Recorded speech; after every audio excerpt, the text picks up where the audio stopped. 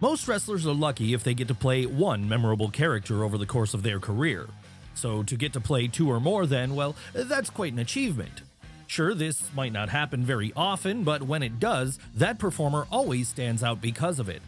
But what are the biggest examples of this in wrestling history? Well, that's exactly what we're going to be looking at right now, starting with Glenn Jacobs, the man who not only gave us Kane, but who also gave us the fake Diesel and Dr. Isaac Yankem D.D.S. Yes, before he was the Big Red Machine, Glenn Jacobs was first introduced to WWF audiences way back in the mid-90s as Dr. Isaac Yankem, the personal dentist for Jerry the King Lawler. And the reason he joined the WWF at this point was because Lawler was locked into a bitter feud with Bret Hitman Hart and was looking for some backup to help him in his fight. How would Isaac Yankem work out in this role? Not great if we're being honest, because after losing to the Hitman at SummerSlam 1995, and then again a few weeks later on an episode of Raw, he'd spend the rest of his run barely appearing on TV and jobbing out during the few times he did. And this wouldn't even be the low point for Glenn Jacobs as it turned out. No, after that character ran its course, he'd be tasked with playing the fake Diesel, who was first introduced after Kevin Nash left to go join WCW in 1996. Needless to say then, fans saw right through that one as they didn't want a knockoff version of Nash, and so it wasn't long before this character met its untimely end too. Of course, this left Jacob sweating because by now he knew that one more failure would probably mean the end of his career in the WWF. Luckily for him then, the next character he was given worked out big time, as it would be that of Kane, long-lost brother to The Undertaker. And to say Kane was a success would be the understatement of the century, because from 1997 onwards, he'd be a constant presence in WWE, with him winning 2 world titles, having countless memorable programs and moments, and even going into the 2021 WWE Hall of Fame. That's right, it was quite a turnaround for a man who had failed to hit anything 2 times in a row, and proof that sometimes all someone really needs is the right character to sink their teeth into in order for them to get over.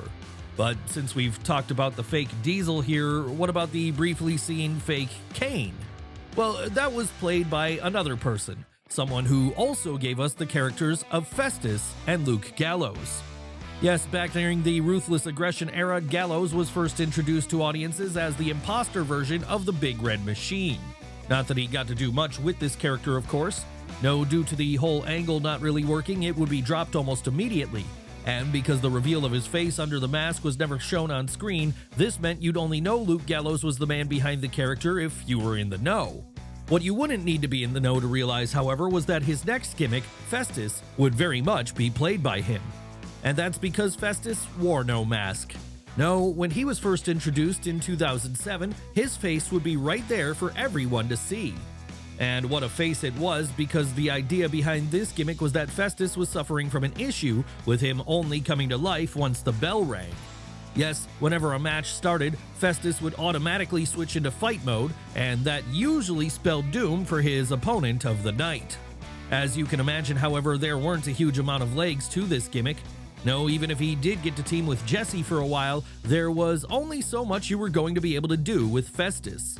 And that's exactly why a change happened again when, after joining CM Punk's Straight Edge Society in 2009, the story shifted to the idea that Festus had never been developmentally challenged, rather he was an addict, and now that Punk had gotten him clean, he was able to go back to his real moniker of Luke Gallows.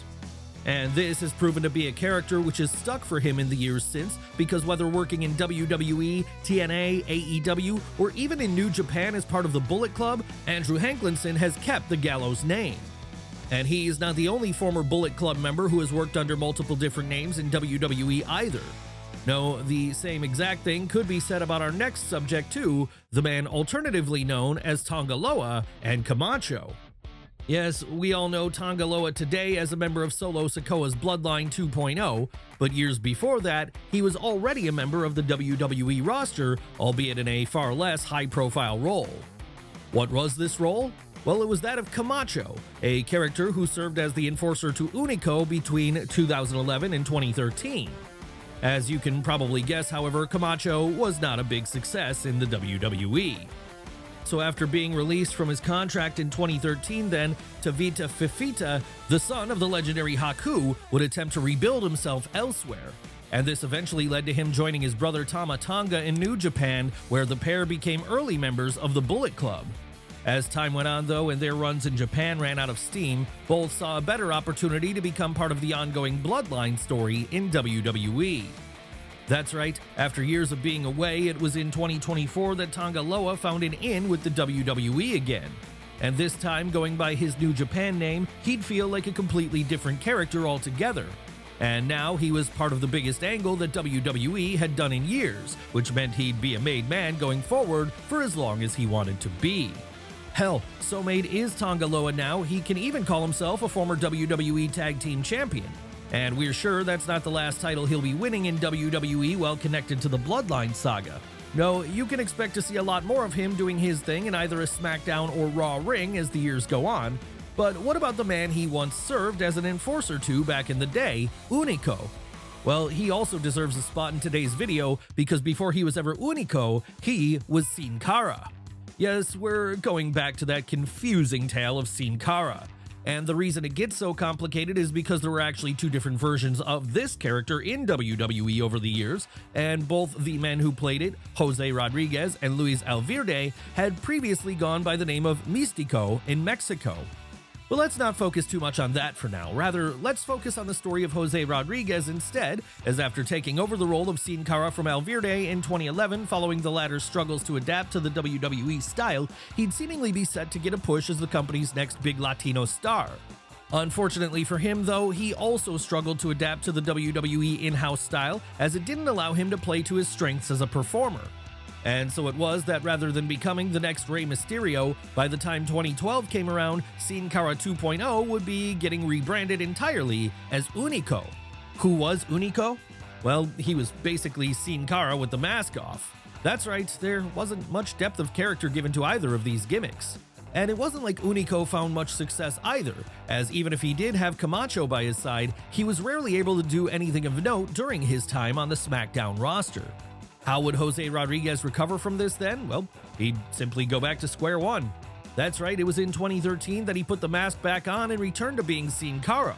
And while this wouldn't take him all the way to the top, his subsequent pairing with Kalisto did at least give him something of a role going forward in the company's tag team division, with this being a spot he filled all the way up until the point he was released from his contract in 2019.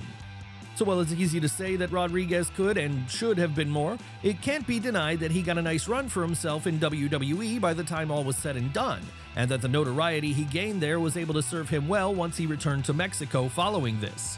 But what about someone who never decides to go elsewhere? What about someone who spends pretty much their entire run in WWE as enhancement talent, who can always be shifted to a new character when necessary? Well, for that, we have to tell the story of our next subject, Steve Lombardi, the man who's gone by the name of the Brooklyn Brawler, Kimchi, Doink the Clown, and Abe Knuckleball Schwartz. And this all began in 1989. That was the year when, following a period of occasionally being used as a no-name enhancement talent in WWF, Steve Lombardi would finally be given a character to play around with, that of the Brooklyn Brawler. Not that this gimmick would see him be shot to the moon or anything, of course. No, he'd still be a glorified jobber. But as one of the most visible jobbers in the promotion at the time, it wasn't long before the Brawler started to gain a bit of cult notoriety with fans. Sure, it may have been a rare thing to see him pick up a win, but live crowds loved the Brawler regardless.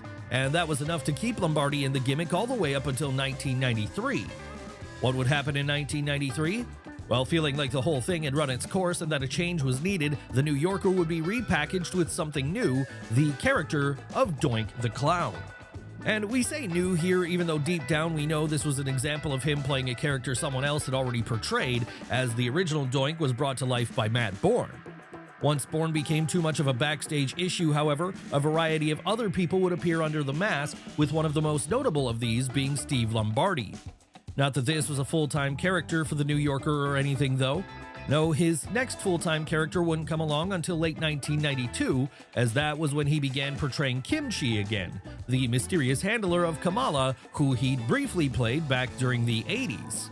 And after that, he'd play the role of Abe Knuckleball Schwartz, someone who was not a success with fans, unfortunately. No, this many years on, he can very much be remembered as one of the worst gimmicks of that strange mid-90s WWF era where every wrestler had a side hustle. And in Knuckleball's case, the idea was that his side hustle was that he was also a baseball player. And following this, Lombardi would return to playing the Brooklyn Brawler for a while again, with this being the gimmick he remained in for the rest of his time in the WWF. But what about another Golden Era star, the man who at various points went by either Smash or the Repo Man? That's right, Barry Darsow is another wrestler who went by multiple different monikers during his time in the WWF, and the first of these was Smash. We remember Smash. He was one half and then later one third of one of the top tag teams of the era, Demolition. Sure, to some they might have been mere Road Warriors knockoffs, but to others, Demolition were very much the real deal.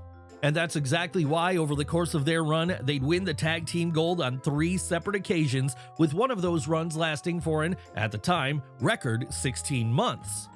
Once the 90s came around though, and it was clear Smash's main partner Axe wasn't going to be able to go on as an active competitor for much longer, Barry Darsow would have to rethink things.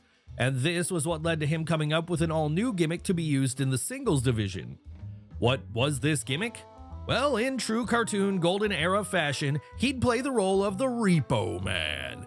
A Repo Man who repossessed other wrestlers' goods if they couldn't pay for them.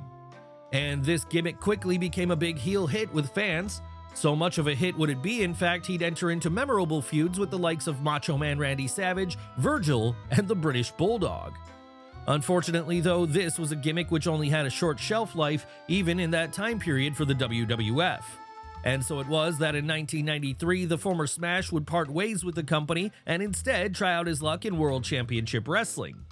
Would he ever return to playing the Repo Man? Yes, he would, because it was during the gimmick Battle Royal at WrestleMania 17 that he made a one-night return, there failing to win, but reminding fans why he'd been a star heel act back in the day. But let's move away from the 90s for a moment and on to the present day instead, as it's there we find the case of our next performer who played multiple different roles in WWE. Who are we talking about this time? Why, Carlos Ruiz, of course, the man who's played both Axiom and A-Kid. Now, when it comes to this entry, there isn't as much difference to the two characters as there was with, say, the Repo Man and Smash or Dr. Isaac Yankem and Kane. In fact, Axiom and A-Kid are pretty similar in their style, with the main difference being that one wears a mask and the other doesn't. Yes, back when this Madrid native was working on the NXT UK brand between 2019 and 2022, he'd be a far less flashy character, at least in terms of his look, with it being felt like, to that audience, all he needed to do was show himself in the ring in order to get over. Once A-Kid moved over to NXT in 2022, however, right around the point that this show was going through its 2.0 rebrand, it was felt that something new was going to be needed in order to make Ruiz stand out. And that was why he was given a mask here, as well as the new moniker of Axiom. And this rebrand has worked out well for him because since covering up his face, he's gone from strength to strength, becoming a 2-time NXT Tag Team Champion alongside his partner Nathan Frazier. Sure, it wasn't like A-Kid never had any success prior to that. No, he was the inaugural holder of the NXT UK Heritage Cup after all. But now under the Axiom guys, it feels like the ceiling is higher for what he can achieve when he finally reaches the main roster because, as we all know, WWE have spent years trying to find their next Rey Mysterio. And the best chance the Spanish star has of becoming this is by putting the mask on and letting his lucha skills shine on the regular. Will Axiom ever reach the heights of Rey Mysterio? That remains to be seen. One person we'll sadly never see him lock horns with once he inevitably makes the main roster, however, will be our next subject, as he tragically passed away in 2023. Before that, though, Windam Rotundo was known for giving the character of not only Bray Wyatt, but also Husky Harris. That's right, it's easy to forget now, but before he ever found success as the Eater of Worlds, Windam Rotundo was a struggling rookie, one who first got noticed by a WWE audience on Season 2 of NXT back when it was in its game show format.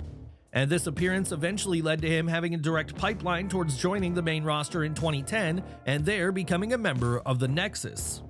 Needless to say then, this period was not a success for the Florida native overall, and this was because Husky Harris wasn't really much of a character. No, the truth was that there was really nothing to write home about, and considering how much creativity Windam had inside of him, that's a true waste of his talents. What he really needed then was to go down to Florida Championship Wrestling for a while and there hone an all-new gimmick for himself. So that's exactly what he'd do in 2011 when he headed down south and began working on his greatest creation, Bray Wyatt. Who was Bray Wyatt? Well, as we're sure you all know, he was basically a cult leader heavily inspired by both Robert De Niro's portrayal of Max Cady in Cape Fear and former WWF mid-90s gimmick Waylon Mercy. Unlike with Waylon Mercy, though, this time audiences were ready for a Bayou cult leader character on WWE TV. And that led to Bray becoming a smash hit, so much so that by the time 2013 came around, he and his Wyatt family would have arrived on the main roster and quickly turned it into their own personal playground. Sure, questionable booking from Vince McMahon might have eventually hobbled Bray before he could reach his full potential, but the brilliance of this gimmick was that there were so many different incarnations of it. And that meant that when the cult leader ran its course, Wyatt was able to be reborn as the Fiend. And when that one came to an end, he was able to reinvent himself all over again as a man being stalked by the mysterious Uncle Howdy. Unfortunately, though, before this story could reach its natural conclusion, Windam Rotundo would pass away, leaving the story unfinished. But while this is tragic, at least he was able to give us what he did while he was here.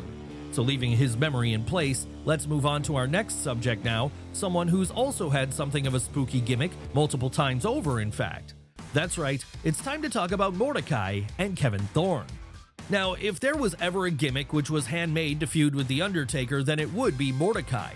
After all, his character of religious zealot who dressed in all white felt like such a perfect counterpart to the dark, demonic nature of the dead man. So why did we never get that showdown between the pair? Well, because after joining the WWE roster in 2004, Mordecai quickly struggled to get over with fans as his matches were really nothing to write home about.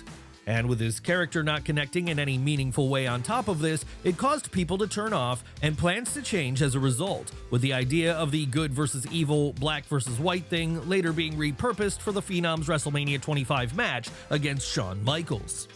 Thankfully for Kevin Fertig, though, this would not be the end of his run in WWE. No, he would get another chance to prove himself before all was said and done. The only problem with this, however, was that the character he was given to prove himself with next was Kevin Thorne. Yes, this was the point that the former zealot became a vampire.